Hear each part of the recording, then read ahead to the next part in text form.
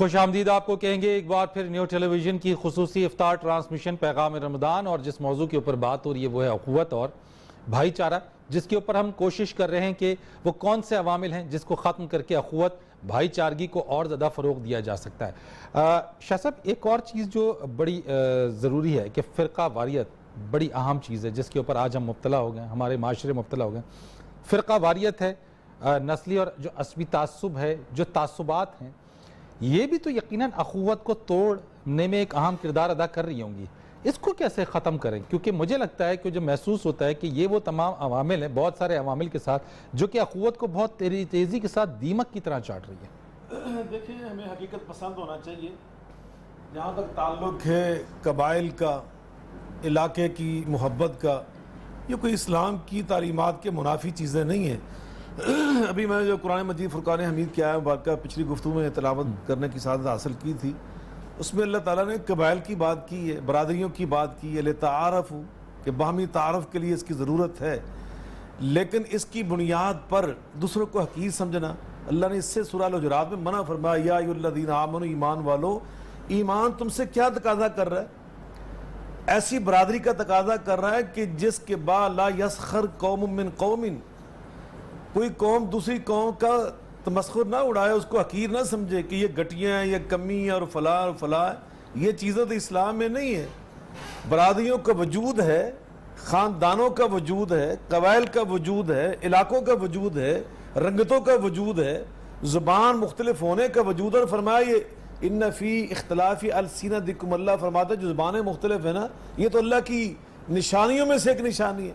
اللہ تعالیٰ اس کو اپنی قدرت کی نشانی کے طور پہ بیان کر رہا ہے، لیکن ہم اس کی بنیاد پر کوئی تفریق کھڑی کر لے، نفرت کی دیواریں کھڑی کر لے، افضلیت کی بنیادیں کھڑی کر لے، عمارت کھڑی کر لے، اس کا اسلام میں تصور نہیں ہے۔ اسلام تعصب کیوں پھیل رہا ہے؟ جی معاذ کر، یہ تعصبات جو ہے نا، یہ ہم نے، اب اسلام کیا کہہ رہا ہے کہ ان چیزوں کو تسلیم کرو، یہ برادریاں ہیں، یہ تمہاری رنگت کی جو تقسیم ہے یہ بھی موجود ہے، زبانوں کی تقسیم موجود ہے، اس پہ رہو اور ان سے محبت بھی کرو، اس سے لگاؤ بھی رکھو اپنا، لیکن ان سب سے بڑھ کر احب الیکم من اللہ ورسولہ وجہاد فی سبیلہ، سب سے سپرلیٹو ڈگری محبت کی وہ اللہ کے لیے اور اللہ کے رسول کے لیے ہونی چاہیے، اور اللہ اور رسول کی راہ میں جو جہاد ہم کرتے ہیں، قربانیاں دیتے ہیں، اس کے لیے ہونی چاہیے۔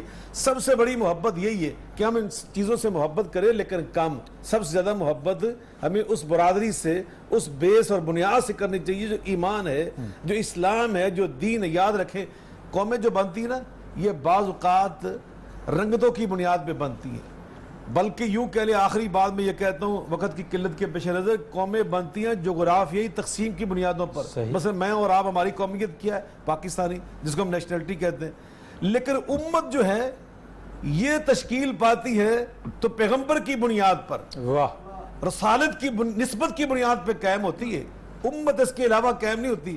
تو ہماری جو بات ہو رہی ہے نا، برادری، اس وقت جو ہم بھائی چارہ، اسلامی بھائی چارہ، ایمانی بھائی چارہ، یہ اصل میں ہم امت مسلمہ کی بات کر رہے ہیں کہ امت مسلمہ جو ہے، ان کی آپس میں محبت کیا ہونی چاہیے۔ اللہ نے قرآن میں بیان فرمائی ہے، فرمایا محمد الرسول اللہ، پچھلی آیت مبارکہ پڑھی، والذی ارسل رسولہ بالہدی ودین الحق لیظہرہ علی الدین کلہ وکفی باللہ شہیدا۔ اسلام ایسے ہی غالب نہیں آیا، اور اسلام کے غالب آنے کا مطلب یہ نہیں ڈنڈے سوٹے سے کوئی انسان کو گروہ کامیاب ہو گیا، نہیں، وہ اپنی تعلیمات، اپنے نظریات، اپنے افکار، جو اس کی تعلیمات و ہدایات، ان کی صداقت اور حقانیت کی بنیاد پر اس نے اپنا منوا لیا سب سے۔ اور وہ کیسے منوایا؟ دو چیزوں سے، ایک ہے اس کی حقانیت، دوسرا رسول اللہ صلی اللہ علیہ وسلم کو اسوہ حسنہ، اور اس پہ عمل کر کے جو دکھایا۔ اللہ نے اگلی آیت میں بیان کیا، فرمایا محمد الرسول اللہ صلی اللہ علیہ وسلم والذین معہ اشداء علی الکفار رحماء بینہم، آپس میں نرم دل ہو، ہلکا یاراں تو بریشم کی طرح نرم، رزم حق و باطل ہو تو فولاد مومن، آپس میں ایک دوسرے سے پیار کرنے والے، ایک دوسرے کی خیر خواہی کرنے والے۔ نبی صلی اللہ علیہ وسلم فرماتے ہیں الدین النصیحہ، دین تو نام ہی خیر خواہی کا ہے، دوسروں کی خیر چاہنا کہ اس کا بھلا ہو جائے، اس کو نقصان نہ پہنچے، اس کو تکلیف نہ پہنچے، اس کو خسارہ نہ ہو جائے۔ مومن تڑپ جاتا ہے دوسرے کی مصیبت کو دیکھ کر۔ نبی صلی اللہ علیہ وسلم فرماتے ہیں من فرجا، جس نے دور کر دیا کسی مومن بھائی کی تکلیف کو، میں اللہ کا رسول اس کو بشارت دے رہا ہوں، اللہ قیامت کی مشکلات اس سے دور کر دے گا. من کان فی اون اخی، اور ایک روایت میں من کان فی حاجت اخی کان اللہ فی حاجت ہی. جو اپنے بھائی کی مدد میں لگ جاتا ہے نا، اللہ اس کی مدد میں لگ جاتا ہے. شاہ جی اللہ اس کے کام تمام سنوارتا ہے. باتیں بتائیں اور یہ تمام چیزیں مسلم حقیقت ہے، یہ کسی سے ڈھکی چھپی تو نہیں ہے کہیں بھی. میں سوال جو میرا یہ ہے کہ پھر ہم انتشار کا شکار. جی میں ادھر آ گیا. ابھی جو آپ نے تفریق کی بات کی نا، یہ تو ہماری اپنی کمزوری ہے نا کہ ہم نے اللہ رسول کی ان پاکیزہ تعلیمات کو چھوڑا ہوا ہے. لیکن ایک بات یاد رکھیے، ہم نے جن کو فرقہ سمجھا ہوا ہے نا، یہ فرقے نہیں ہیں. حنفی، مالکی، حنبلی، شافعی، اہل حدیث، اس طرح کے جو ہماری تقسیم ہے نا، یہ فرقہ نہیں ہوتا. یہ ہے مکاتب فکر، یہ ہے مختلف سکول فکر کے اور سوچ کے. فرقہ پتہ کب بنتا ہے؟ فرقہ بنتا ہے جب بندہ اپنی اصل کو چھوڑ کر کوئی اور راستہ اختیار کرتا ہے. ہماری اصل کیا ہے؟ اللہ. ہماری اصل کیا ہے؟ محمد الرسول اللہ صلی اللہ علیہ وسلم. ہماری اصل کیا ہے؟ بیت اللہ. ہماری اصل کیا ہے؟ مسجد نبوی. ہماری اصل کیا ہے؟ 5 نمازیں. ہماری اصل کیا ہے؟ زکوٰۃ. ہماری اصل کیا ہے؟ حج بیت اللہ. ہماری اصل کیا ہے؟ رمضان کے روزے. اب مجھے آپ بتلائیں، ان تمام مکاتب فکر پہ غور و فکر کر لیں، حنفیوں پہ کر لیں، مالکیوں پہ، شافیوں پہ، حنبلیوں پہ، اہل حدیث پہ، سب پہ آپ کر لیں، امام جعفر صادق کو ماننے والوں پہ بھی غور کر لیں. کیا ان میں کسی نے 6 نمازیں کہیں آج تک کہ 6 نمازیں ہوتی ہیں؟ یا کبھی کسی نے کہا کہ 4 نمازیں ہوتی ہیں؟ کبھی کسی نے کہا کہ بیت اللہ کی بجائے ہم نے ادھر رخ کر کے نماز پڑھنی، ہمارا قبلہ ہی اور ہے؟ کبھی کسی نے کہا کہ رمضان کے روزے فرض نہیں ہیں، ہم تو شوال میں رکھیں گے، ربیع الاول میں رکھیں گے، محرم میں رکھیں گے. کبھی کسی نے کہا یہ؟ کسی نے نہیں کہا. سب کہتے ہیں بیت اللہ، ہم حج کرنے جائیں گے تو بیت اللہ میں جائیں گے. سب کہتے ہیں روزے رکھیں گے تو رمضان میں رکھیں گے. سب کہتے ہیں زکوٰۃ فرض ہے. تو جب ہمارے اصول ایک ہیں تو فرقہ کہاں سے آیا؟ تو پھر فرقہ کیا ہے؟ فرقہ نہیں ہے. فرقہ ہوتا ہے جب انسان اپنے اصل کو چھوڑ دیتا ہے. فی زمانہ کوئی فرقہ ہے شاہ صاحب؟ یہ فرقے نہیں ہیں، فرقے مٹ چکے ہیں. معتزلہ فرقہ تھا، مرجئہ فرقہ تھا، یہ جہمیہ فرقہ تھا. یہ ہمارے اسلاف کی قربانیوں سے اللہ نے دنیا سے مٹا دیے. یہ تو مکاتب فکر ہے. ہمارا آپس میں اصول کا جھگڑا ہی نہیں ہے. میں اہل حدیث ہوں، مدینہ یونیورسٹی میں پڑھا ہوں، جو اہل حدیث کی بڑی یونیورسٹی سمجھی جاتی. میں نے وہاں پر جو عقیدے کی سب سے آخری بڑی کتاب پڑھی ہے نا، اس کا نام ہے شرح العقیدۃ طحاویہ. امام طحاوی نے لکھی، وہ حنفی تھے. اور امام حنیفہ کا جو عقیدہ ہے وہ اہل حدیث کا عقیدہ ہے. جو امام بن حنبل کا عقیدہ ہے وہ اہل حدیث کا عقیدہ ہے. الحاضر کیا سارے جو ہمارے اسلاف ہیں ان سب کے ایک ہی عقائد تھے، ایک ہی ان کے اصول تھے، سب کے ایک ہی اصول تھے. تو یہ فرقے نہیں ہیں. مثلا میں نے اسلام آباد جانا ہے لاہور سے، کوئی بندہ کہتا ہے میں جا رہا ہوں یہ موٹر وے کے ذریعے، کوئی کہہ رہا ہے میں جہاں جی ٹی روڈ کے ذریعے، کوئی کہتا ہے میں نے بائی ایئر جانا ہے، کوئی کہتا ہے میں نے بائی ٹرین جانا ہے. اب مجھے بتائیں جب ان کی منزل سب کی اسلام آباد ہے، وہ جائیں اپنے اپنے راستے سے، تو اس میں کوئی مسئلہ ہے؟ مسئلہ کوئی ہے؟ اب جو موٹر وے پہ جانے والا وہ فضائل ہے موٹر وے کے، جو جی ٹی روڈ سے جائے گا وہ اس کے فضائل بیان کرے گا. تو یہ ہے چیزیں. ہمارے جو مکاتب فکر ہے نا، یہ دوڑ اصل میں اللہ رسول کی محبت کی حاصل کرنے کی. یعنی آپ کہہ رہے ہیں کہ فی زمانہ فرقہ کوئی نہیں. یہ ہم نے خود اب دکانیں بنا لی ہیں. اب ہم نے دکانیں بنا لی ہیں، لڑاتے ہیں لوگوں کو. ہم اپنی دکانیں چمکانے کے لیے ایسے مسائل پیدا کرتے ہیں جو مسائل ہوتے نہیں اصل میں، وہ الفاظ کی جنگ ہوتی ہے. اللہ کی قسم اٹھا کر کہتا ہوں کسی کو میرے ساتھ بٹھا دیں، میں اس سے بات کرتا ہوں، آپ یقین جانیں کہ اس میں 90% جو ہمارے مسائل ہیں نا، وہ صرف الفاظ کی جنگ ہوتی ہے، وہ حقیقت کی جنگ نہیں ہوتی. آپس میں ہمارے اس طرح کے اختلافات نہیں جو ہم نے بنائے ہوئے ہیں، وہ ایسے اختلافات ہے ہی نہیں. تو یہ جو ہمارے مکاتب فکر ہیں، ان کے الحمدللہ اصول آج بھی ایک ہیں. آج بھی ہم اپنے ان اصولوں پہ کھڑے ہیں. اور یہاں آپ دیکھ لیں، آپ بلوچستان میں چلے جائیں بلوچی، آپ سندھ میں چلے جائیں سندھی، آپ خیبر پختونخوا میں چلے جائیں ہمارے پشتون بھائی، پنجاب میں آ جائیں. آپ مجھے بتلائیں ان سب میں اسلامی برادری کی اگر بنیادیں دیکھی جائیں تو سب کی ایک نہیں ہے. سب کدھر منہ کر کے نمازیں پڑھتے ہیں، سب کے محراب کس طرف ہوتے ہیں، سب روزے کب رکھ، ابھی رمضان میں سب روزے نہیں رکھ رہے، کوئی فرق ہے ان میں. تو یہ ساری جو چیزیں ہیں نا، ہم نے خود سیاسی دکانیں بنائی ہیں. اسی طرح معاف کرنا مجھے یہ جملہ کہنے کی اجازت دیں، ہم نے اسی طرح کچھ مذہبی دکانیں بھی بنائی ہوئی ہیں. ہم ان دکانوں کی بنیاد پر اپنے کاروبار چمکانے کی خاطر لوگوں کو آپس میں لڑاتے ہیں اور اس کو فرقہ واریت کا نام دیتے ہیں.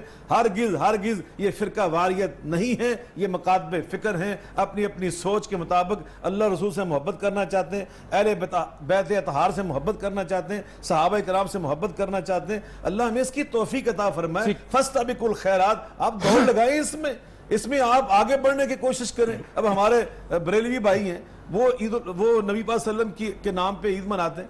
اور اب ہم اہل حدیث ہم کیا کہتے ہیں؟ ہم کہتے ہیں ہر روز عید ہے، ہر شب برات. جب سے انسانیت محمد مصطفیٰ کو پا رہی ہے، تو یہ تو دوڑ ہے نا محبت کی، کہ اپنی دوڑ میں آپ وہ کہتے ہیں میں نے آگے نکلنا، وہ کہتے ہیں میں نے آگے نکلنا، اس لیے یہ فرقے نہیں ہیں. لیکن ان کے باوجود نبی پاک کی حدیث یاد رکھیں، آقا فرماتے ہیں لا ترجو بعدی کفارا. یہ اسی خطبہ حجۃ الوداع میں ابھی ڈاکٹر صاحب نے بڑی خوبصورت بات کی ہے. محدثین نے وہ سارے جو نبی پاک نے خطبات دیے تھے نا اس سفر میں، انہیں حجۃ الوداع کے وہ چیپٹر میں شامل کر دیا گویا. تو نبی پاک فرماتے ہیں لا ترجو بعدی کفارا یضرب بعضکم رقاب بعض، میرے بعد کافر نہ ہو جانا. کیسے کافر نہ ہو جانا؟ یہ نہیں کہ تم لات و منات و عزا کی پوجا پاٹ شروع کر دو گے، یہ نہیں فرمایا. یہ فرمایا توحید پرست ہونے کے باوجود، 5 وقت کے نمازی ہونے کے باوجود، بیت اللہ کے حاجی ہونے کے باوجود، قرآن کے قاری اور عالم ہونے کے باوجود ایک دوسرے کو قتل نہ کرنا لگ جانا. ٹھیک ہے شاہ جی، اسی چیز کے اوپر ذرا میں ڈاکٹر صاحب کی طرف آتا ہوں. آپ نے بہت خوبصورت انداز میں بات کی ہے کہ فی زمانہ کوئی فرقہ نہیں ہے، یہ مکاتب فکر ہے، لیکن ہم نے اس کو فرقہ واریت کا نام دے دیا. ڈاکٹر صاحب جب یہ تمام چیزیں جس طرح شاہ صاحب نے کلیئر کی ہیں، لیکن اس کے باوجود بھی ہمیں دیکھتے ہیں کہ نبی کریم صلی اللہ علیہ وسلم نے یہ بات بھی سامنے ہے کہ وقت آخر یا قیامت سے پہلے جو ہے وہ 72 فرقے وہ بن جائیں گے. یہ والی بات بھی اسی طریقے سے ہی ہے. تو پھر وہ کس طریقے سے ہوگی، وہ تقسیم کیا ہوگی؟ ہم تو آج کل اسی کو جو موجودہ صورتحال ہے اس کو ہی ریلیٹ کرتے ہیں کہ یہ جو سب کچھ ہو رہا ہے یہ اسی طرف کا ایک اشارہ ہے یا اسی طرف ہم چل رہے ہیں.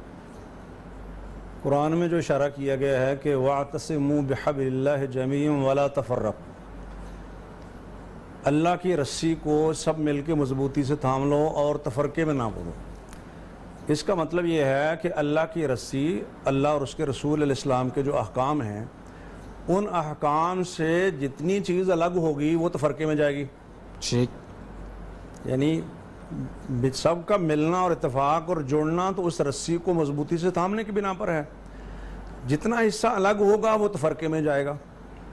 اور اس کو ایک دوسری آیت کریمہ کی روشنی میں بھی سمجھا جا سکتا ہے جس میں یہ کہا کہ اللہ تعالیٰ کی اطاعت کرو، اللہ کے رسول کی اطاعت کرو، اور تم میں سے جو صاحب امر ہیں ان کی اطاعت کرو. فَإِن تَنَازَعْتُمْ فِي شَيْءٍ فَرُدُّوهُ إِلَى اللَّهِ وَالرَّسُولِ، اگر تمہارے درمیان کوئی اختلاف ہو جائے تو تم اسے اللہ اور اس کے رسول کی طرف لوٹاؤ. اس کا مطلب یہ ہے کہ حکام کے ساتھ، اولو الامر کے ساتھ آپ کا کوئی اختلاف ہو جائے تو اتفاق کے لیے بنیاد کیا ہے؟ وہ بنیاد یہ ہے کہ اس اختلاف کو آپ نے کتاب و سنت کی روشنی میں حل کرنا ہے تاکہ وہ اتفاق قائم رہے.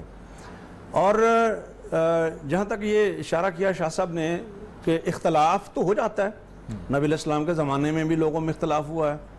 نبی علیہ السلام کی وفات ہوئی ہے، اس پر اختلاف ہو گیا کہ آپ کی تدفین کہاں پر ہو. نبی علیہ السلام کی وفات ہوئی، نبی علیہ السلام کا خلیفہ کون ہو، اس پر اختلاف ہوا. اور یہ چھوٹا اختلاف نہیں ہے، تو اس کو بھی تو حل کر لیا مسلمانوں نے. مثلا اس مسئلے کو اس بنیاد پر حل کیا کہ نبی جہاں پر فوت ہوتا ہے اس کی تدفین بھی وہاں پر ہوتی ہے، اور وہیں پر ہوئی اختلاف ختم ہو گیا. اور جو دوسرا اختلاف تھا کہ نبی علیہ السلام کا خلیفہ مہاجرین میں سے ہو یا انصار میں سے ہو، اور اس کا اختلاف، وہ اختلاف بھی حل کر لیا گیا. کیسے؟ کہ الائمۃ من قریش، کہ نبی علیہ السلام نے ایک موقع پر فرمایا تھا کہ جو میرے خلفاء ہیں وہ قریش میں سے ہوں گے.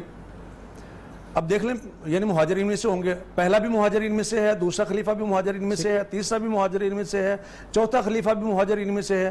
یہ اختلاف کا تو ہو سکتا ہے، یہ اختلاف تو ہو سکتا ہے کہ مہاجرین میں سے کون ہو، لیکن یہ کبھی اختلاف ہوا ہے بعد میں کہ کبھی کسی انصاری نے یہ کہا ہو کہ ٹھیک ہے جی 4 باریاں آپ نے لے لی ہیں تو ہمیں بھی موقع دیا جائے؟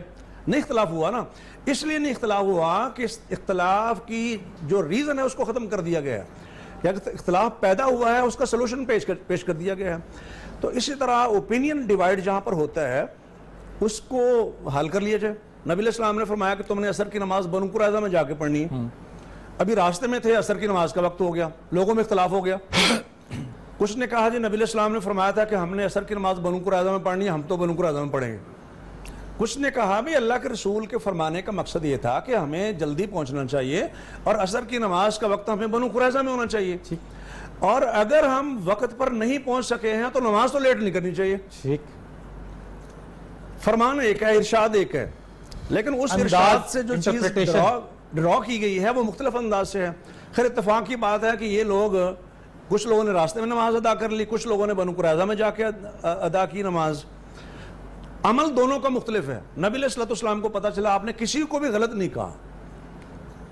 تو جہاں فہم کی بنا پر اختلاف ہوگا وہاں گنجائش رکھنی چاہیے. اب ایک میرا فہم، میں کہتا ہوں جو میرا فہم ہے نا وہی ڈومینیٹ کرے گا، باقی سب غلط ہے. وہاں مسئلہ پیدا ہوتا ہے. اگر مجھے ایک قرآن کی آیت سمجھنے کا حق حاصل ہے, حدیث کا فہم لینے کا حق حاصل ہے, تو دوسرے کو بھی ہے. اور مزے کی بات یہ ہے, مثلا ایک آدمی, مثال کے طور پر میں اگر 40 سال غیر مسلم رہا ہوں تو میرے نزدیک مسلمان غلط تھے. اب 40 سال کے مثال دے رہا ہوں, 40 سال کے بعد میں مسلمان ہو گیا ہوں. اب دوسرے کافروں کو میں 2 سال بھی برداشت نہیں کر رہا, جبکہ خود میں 40 سال کافر رہا ہوں. تو اس انداز سے چیزوں کو دیکھنی چاہیے کہ فرقے کی جو بات ہے کہ وہ فرقے جو ہوں گے, 72 فرقوں کی بات کی گئی ہے, تو وہ بنیاد کس پہ ہوگی؟ وہ اختلاف پر ہوگی, یا پھر جس طریقے سے شاہ صاحب نے بات بیان کی ہے کہ وہ مرکزی بالکل تبدیل ہو جائے گا اور اس بنیاد پہ وہ چیز ڈیولپ ہو جائے گی؟ بنیادی چیز تو یہ ہے کہ نبی علیہ السلام کی بعثت چونکہ عالمگیر ہے, لِأُنذِرَكُمْ بِهِ وَمَنْ بَلَغَ كَافَةً لِلنَّاسِ بَشِيرٌ وَنَذِيرٌ إِنِّي رَسُولُ اللَّهِ إِلَيْكُمْ جَمِيعًا. نبی علیہ السلام ہر انسان کے لیے, وہ یہودی ہے, وہ عیسائی ہے, وہ سکھ ہے, کوئی بھی اس کا مذہب ہے, جب نبی علیہ السلام کی بعثت ہو گئی ہے تو آپ پوری دنیا کے انسانوں کے لیے آپ ہی رسول ہیں. اس لیے کہ ہر امت کے لیے رسول ہوتا ہے اور ان کے لیے الگ سے کوئی رسول نہیں. اب ان میں سے جو لوگ آپ علیہ السلام کی دعوت کو مان لیں گے وہ امت اجابت ہے, امت مسلمہ ہے, اور جو آپ کی دعوت کو ڈینائی کر دیں گے وہ امت دعوت تو ہے کہ ان کے لیے بھی آپ کو ماننا ضروری ہے, لیکن وہ آپ کی دعوت کے انکار کرنے کی بنا پر امت اجابت نہیں کہلائیں گے, امت دعوت کہلائیں گے. تو اب جب ہم بنیادوں کو لیتے ہیں, مثلا ایک فرقہ جو ہے یہودیوں کا ہے, ایک فرقہ جو ہے عیسائیوں کا ہے, ایک فرقہ جو ہے سکھوں کا ہے, ایک فرقہ جو ہے ہندوؤں کا ہے, اعلیٰ حاصل قیاس جو روٹ سے ہیں, اگر ان سب کو ہم جمع کریں تو ان میں سے ایک گروہ جو ہے مسلمانوں کا ہے. صحیح. اور نبی علیہ السلام نے تو سیدھی بات فرما دی نا کہ آپ نے فرمایا کہ وہ جو 73 فرقوں والی حدیث آپ نے بھی اشارہ کیا, اس میں یہ ہے کہ میری امت ڈیوائیڈ ہوگی اور ان میں سے ایک جو ہے وہ جنت میں ہوگا. تو یہ تو خبر دی نبی علیہ السلام نے. اب جنت میں کون ہوگا آپ نے نام نہیں لیا. ما انا علیہ و اصحابی, وہ ہوگا جو اس راستے پر ہوگا جس پر میں ہوں اور میرے صحابہ ہوں گے. وہ کوئی بھی ہو سکتا ہے. یعنی جو منہج, جو طریقہ کار نبی علیہ السلام نے بتا دیا ہے, راستہ بتا دیا ہے, اس راستے پر چلنے والا کوئی بھی اس کا نام ہے تو وہ ٹھیک ہے, درست ہے. ٹھیک ہے, بہت آپ نے اور خوبصورت یہاں ایک جملہ ہے نبی پاک صلی اللہ علیہ وسلم نے ارشاد فرمایا اذا اجتہد مجتہد فاصاب فلو اجران وان اخطا فلو اجر واحد. آقا فرماتے ہیں میری امت کے مجتہد جب اجتہاد کریں گے اور اگر اس کا اجتہاد اللہ کے ہاں درست ہوا تو اس کو دوہرا اجر ملے گا. اگر غلطی بھی کر گیا, اللہ کے ہاں وہ خطا ہے, تو تب بھی اس کو ایک اجر ضرور ملے گا. تو امت مسلمہ جو ہے نا وہ یہی ہے کہ نبی پاک صلی اللہ علیہ وسلم جو فرمایا کہ میری امت دعوت جو ہے نا وہ تو پہلے کئی حصوں میں تقسیم ہے, تو وہ سارے کے سارے ان کے بارے میں فرمایا میرا کلمہ نہ پڑھنے کی بنا پر, میرے نقش قدم پہ نہ چلنے کی بنا پر یہ جہنم میں جائیں گے. اور جو میرے امتی ہیں جو امت دعوت سے آگے بڑھ کر امت اجابت بن چکے, لبیک کہہ چکے ہیں اور میرا کلمہ پڑھ چکے ہیں, میرے نقش قدم کو اپنا چکے ہیں, اور آپ کی جو امت کے اندر بھی کرامتہ جیسے لوگ تھے, اس طرح کے لوگ تھے, انہوں نے اصول اسلام سے ان کو چھوڑ دیا تھا, اصول دین سے انہوں نے انحراف کیا تھا, اس لیے وہ بھی اس میں شامل ہیں. تو یقیناً نبی پاک صلی اللہ علیہ وسلم نے جو فرمایا اس میں یہ نہیں کہ اب حنفی جنت میں نہیں جائے گا, اہل حدیث جائے گا, اور اہل حدیث جنت میں جائے گا. اس کی انٹرپریٹیشن سب ایک ہیں, یہ سب ایک گھر کے افراد ہیں. قریشی صاحب, نعت رسول مقبول صلی اللہ علیہ وآلہ وسلم کلام سنائیے سر.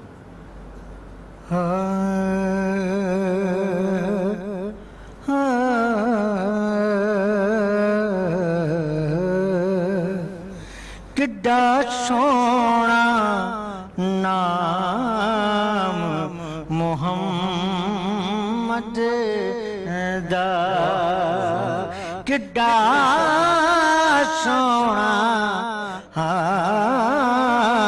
کڈا سونا نام محمد دا, اس نام دیاں ریساں کون کرے, دو جگ تے سایہ رحمت دا, دو جگ تے سایہ رحمت دا, وہ دی چھاں دیاں ریساں کون کرے, کڈا سونا نام محمد دا ہر ذرہ نور خزینہ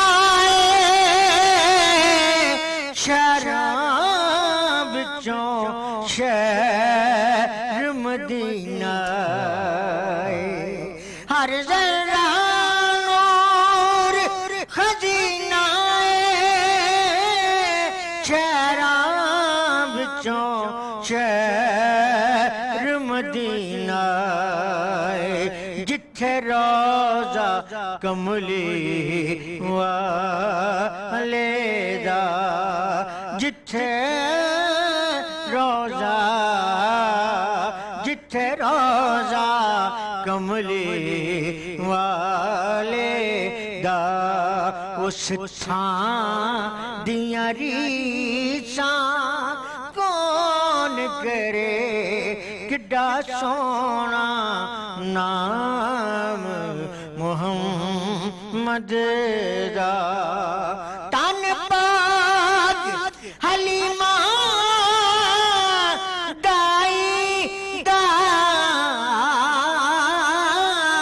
تن پاک حلیمہ دائی دا ملیا محبوب خدائی دا ملیا محبوب خدائی دا جن چمیا والی کو سردا جن چمیا والی کو سردا اس ماں دیاں ریساں کون کرے جن چمیا والی کو سردا اس ماں دیاں ریساں کون کرے کڈا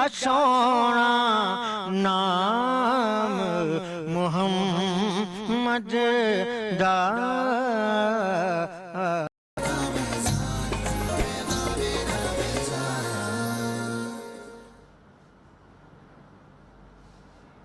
کوئی دنیا عطا میں نہیں رمتا تیرا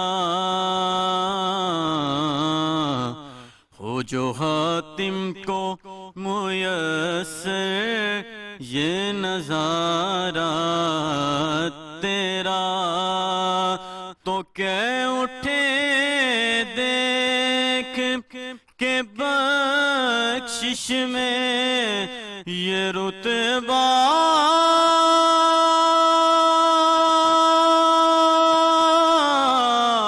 تیرا کہ واہ کیا جود و کرم گے واہ کیا جود و کرم گے شہبت تیرا نہیں سنتا ہی نہیں مانگنے والا تیرا اور کچھ بشر ہونے کے ناطے تجھے خود ساچانے آقا اور کچھ محض پیامی ہی خدا کا جانے. بہت خوب جی، بہت اچھا کلام. عبدالوہاب نقشبندی ہمارے ساتھ موجود تھے نعت رسول مقبول صلی اللہ علیہ وآلہ وسلم کے ساتھ، اور دسترخوان ہمارا سج چکا ہے جی. یہ خوبصورت دسترخوان جس میں انواع و اقسام کی نعمتیں اس پاک پروردگار کی طرف سے، اور روزہ جب ہم رکھتے ہیں اپنے پاک پروردگار کے لیے، اللہ تعالیٰ نے جو روزہ ہم پر فرض کیا ہے وہ اس بات کی ہی گواہی ہوتی ہے اور اسی بات کی جو ہے اطاعت ہوتی ہے کہ ہم جس رزق سے روزہ رکھتے ہیں، سحر کرتے ہیں، اسی رزق سے اجتناب کرتے ہیں، انہی حلال چیزوں سے اجتناب کرتے ہیں اللہ کی رضا کے لیے، اس کے رسول کی رضا کے لیے، اور اس بات کو سمجھنے کی کوشش کرتے ہیں کہ کس طریقے سے یہ روزہ رکھنے کے بعد ہم ان لوگوں کے مصائب، ان لوگوں کی تکالیف، ان لوگوں کا دکھ اور درد بھی سمجھ سکتے ہیں کہ جو لوگ بھوک اور پیاس کو برداشت کرتے ہیں۔ تو یقیناً اس کا ایک بہت بڑا اجر ہے، اور اس اجر کا ثواب اور اس اجر کا انعام اللہ تعالیٰ اس وقت آپ کو دیتا ہے جب آپ کے دسترخوان پہ یہ نعمتیں پڑی ہوں اور اس نعمتوں سے آپ اس کا افطار کرتے ہیں اور پھر شکر الحمدللہ کہتے ہیں کہ اللہ کی نعمتوں پر آپ اس کا شکر ادا کرتے ہیں۔ بار بار ہم یہ بات کہتے ہیں کہ جب آپ اپنا دسترخوان سجائیں تو اپنے دسترخوان پہ ان لوگوں کو ضرور یاد رکھیں جو صاحب حیثیت نہیں ہیں، جو یہ نعمتیں جن کو میسر نہیں ہیں، جو بہت مشکل سے اپنی زندگی جسم و جان کا رشتہ برقرار رکھے ہوئے ہیں، جو سفید پوش ہیں، جو مانگتے نہیں ہیں، جو زبان نہیں کھولتے، جو بیان نہیں کرتے، جو بات نہیں کرتے، آپ ان کو دیکھیے، تلاش کیجئے اپنے دسترخوان پہ، ان کو بھی ساتھ بٹھائیے، ان کے دسترخوان کو بھی وسیع کیجئے، اپنے دسترخوان کو بھی وسیع کیجئے، یقین کیجئے کہ انہی کی برکت سے اللہ تعالیٰ نہ صرف دسترخوان بلکہ رزق میں بھی بڑی برکتیں عطا فرماتا ہے۔ شاہ صاحب اسی چیز کے اوپر تھوڑا سا ہم سم کر دیتے ہیں اخوت اور بھائی چارے کو۔ میرے خیال سے جو بات میں نے کی ہے وہ بھی اخوت اور بھائی چارگی میں بڑا اہم کردار ادا کرتی ہے کہ ہم اپنے کسی بھائی کو اپنے ساتھ بٹھا کے یا اس کے گھر میں، اس کے دسترخوان پہ، یا اس کی خیر خواہی کر کے، یا اس کی چارہ جوئی کر کے، یا اس کے حالات کا پتہ کر کے اس کی مدد کر دیں، تو یہ بھی ایک ایسی بانڈنگ میں تبدیل ہو جاتی ہے جو زندگی بھر ساتھ رہتی ہے۔ بہت اچھی آپ نے بات کی، اور یہ وہ بات ہے جو امام ابن القیم رحمہ اللہ تعالیٰ نے اپنی ایک بہت ہی مایہ ناز کتاب الفوائد اس میں درج فرماتے ہیں تکون مواسات المؤمنین بطرق شتیٰ، مسلمان کے ساتھ بھائی چارہ جو ہے نا اس کو ظاہر کرنے کے کئی طریقے ہیں۔ فرماتے ہیں مواسات تکون المواسات بالمال، کبھی تو مال خرچ کرنے سے، جیسے دسترخوان پہ بلا لیا، تعاون کر دیا، اس کے ساتھ قربانی کر دی، کوئی تعاون کر دیا، تو ایک تو یہ بالجا، آپ کو اللہ نے عزت دی، وقار دیا معاشرے کے اندر، آپ اس کے بیٹے کی سفارش کرتے ہیں، وہ بیچارہ سروس پہ لگ جاتا ہے، اس کا کام ٹھیک ہو جاتا ہے، سنور جاتا ہے، مقدمہ اس کا سنبھل جاتا ہے، تو یہ بھی ایک طریقہ ہے۔ اس طرح فرماتے ہیں بالدعا، اس کے لیے آپ دعا کریں غیبانہ۔ نبی صلی اللہ علیہ وسلم فرماتے ہیں جب ایک مومن کے لیے غیبانہ دعا کرتا ہے نا، ایک اللہ تعالیٰ ملک موکل، اللہ تعالیٰ اس کی ڈیوٹی لگاتا جا، کھڑا ہو جا، اس کی دعا میں شامل ہو جا، وہ ساتھ دعا میں کہتا ہے آمین آمین وَلَكَ مِثْلُ ذَلِكَ وَلَكَ مِثْلُ ذَلِكَ، میں آمین بھی کہہ رہا ہوں تیری دعا کے اوپر جو تو اپنے بھائی کے لیے غیبانہ کر رہا ہے، اور ساتھ یہ بھی اللہ سے کہہ رہا ہوں کہ جو تو دعا اس کے لیے کر رہا ہے میں وہی دعا اللہ کا فرشتہ تیرے لیے کر رہا ہوں۔ تو یقیناً یہ ساری چیزیں، اسی لیے فرماتے والے استغفار، اگر ہمارا مسلمان بھائی فوت ہو جائے تو فوت ہونے کے بعد بھی اس کا حق ہمارے اوپر باقی رہتا ہے کہ ربنا اغفر لنا ولاخواننا الذین سبقونا بالایمان، ہم ان کے لیے دعائیں مانگے کہ یا اللہ پاک ان کی بخشش فرما دے، ان پہ رحم و کرم فرما دے، ان پہ ترس فرما۔ تو یقیناً ایک مومن کے لیے، ایک مسلمان دوسرے مسلمان کے لیے جو ایک اسلامی اخوت ہے، اس کے تقاضوں میں یہ اہم ترین تقاضا ہے۔ نبی کریم علیہ السلام نے ہمیں اتنی پاکیزہ تعلیم دی ہے، میں سمجھتا ہوں آج اگر ہم اس کو اپنا لے تو اس کی برکت سے انشاءاللہ یہ معاشرہ، یہ ماحول ایک جنت کا اور گہوارہ میں کہتا ہوں اس کے ساتھ ایک جملہ کہنا چاہتا ہوں، میں نے بڑی دنیا گھوم پھر کے دیکھی ہے، فرید بھائی آپ نے بڑی دنیا دیکھی ہے، میں 5 سال باہر رہ کے تعلیم حاصل کر کے آیا ہوں، تو میں پوری ذمہ داری سے یہ بات کہنے لگا ہوں کہ میں نے اسلامی اخوت اور اسلامی بھائی چارے کا جو آج بھی الحمدللہ سب سے خوبصورت اگر ماحول دیکھا ہے تو پاکستان میں دیکھا ہے۔ پاکستان کی قوم میں 1000 خامیاں ہیں مگر وہ اپنی جگہ پہ ہیں بحیثیت انسان، لیکن اسلامی اخوت اور بھائی چارے کے لحاظ سے آج بھی پاکستانی معاشرہ دنیا میں ایک مثال ہے، دنیا میں ایک مثال ہے، اور سارے اسلامی معاشروں میں سب سے بہترین معاشرہ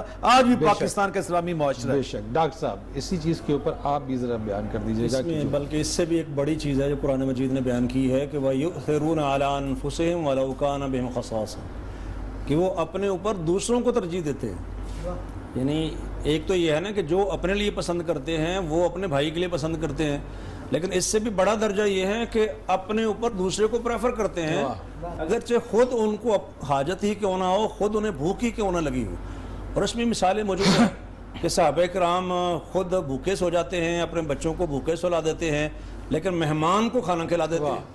تو یہ اثار و جذبہ جو ہے، اور اس میں زبردست مثال جو ہے مواخات کی ہمارے سامنے موجود ہے، مواخات مدینہ کی، جس میں انصار مدینہ نے اپنے مہاجر بھائیوں کو اپنی پراپرٹی میں شریک کیا ہے، اپنے کاروبار میں شریک کیا ہے، آدھا حصہ ان کو دیا ہے باغات کے اندر، حتیٰ کہ یہاں تک کہ کسی نے کہا کہ میری 2 بیویاں ہیں اور میں کسی ایک بیوی کو طلاق دے دیتا ہوں تو آپ اس کے ساتھ نکاح کر لیجئے گا. یہ بہت بڑی قربانی ہے جو ان لوگوں نے پیش کی ہے, اور ان کی طرف سے بھی یہی تھا کہ آپ ہمیں بازار کا راستہ بتا دیں, آپ ہمارے لیے دعا کر دیجئے. تو یہ ماحول تھا اصل میں اخوت کا جو اور نبی علیہ اسی السلام نے قائم کیا. اسی ماحول کو ہمیں جو ہے وہ ہم قائم رکھ سکتے ہیں. آج بھی کوئی مشکل انہی تعلیمات کی بنا پر رکھ سکتے ہیں. بالکل ناممکن نہیں ہے, کوئی چیز بھی ناممکن نہیں ہے. اگر اس رول ماڈل کو جس طرح سے شاہ صاحب نے بھی بات کی ہے کہ آج بھی اس میں کوئی شک نہیں ہے کہ ہمارا معاشرہ پاکستان میں آج بھی اخوت میں, ایک دوسرے کی مدد کرنے میں آج بھی بڑھ چڑھ کر ہے. آج بھی لوگ بڑھ چڑھ کر حصہ لیتے ہیں, اپنے کسی بھائی کو تکلیف میں مشکل میں دیکھتے ہیں تو اس کے لیے آگے بڑھ کر ہاتھ اس کو بڑھاتے ہیں تاکہ اس کی مدد کی جا سکے. محمد اویس ہمارے ساتھ موجود ہے جی. نعت رسول مقبول صلی اللہ علیہ وآلہ وسلم کے لیے اویس ایک کلام سنائیے مختصر سے. دل میں اترتے حرف سے مجھ کو ملا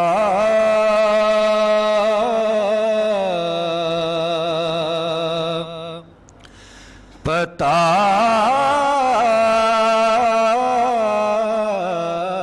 تیرا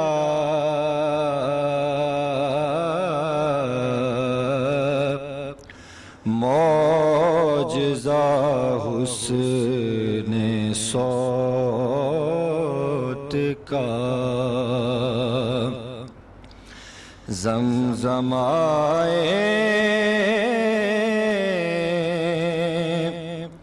صدا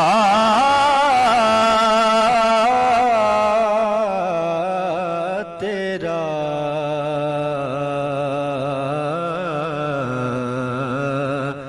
دل میں اترتے حرف سے میرا تو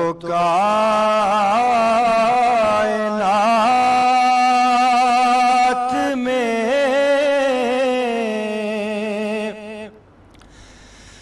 تیرے سوا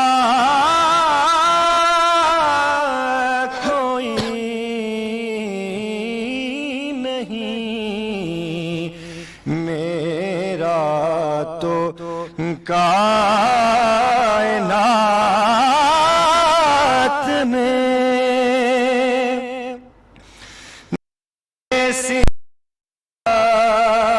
کوئی نہیں. عرض تیری سما تیرے بندے تیرے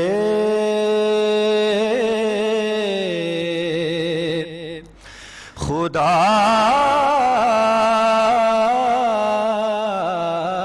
تیرا.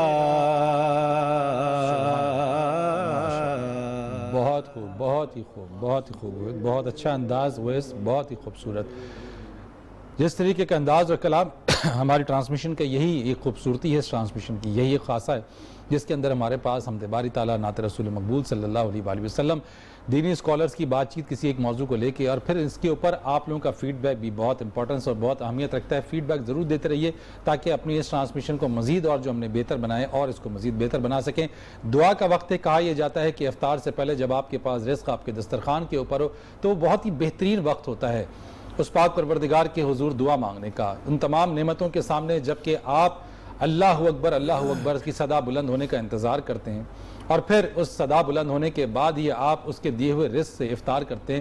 اللہ کو یہ ادا بہت پسند ہے کہ آپ صبر کرتے ہیں, تحمل کرتے ہیں, برداشت کرتے ہیں, اور اسی صبر, تحمل اور برداشت کے صدقے میں وہ پاک پروردگار دعاؤں کو بھی قبول کرتا ہے.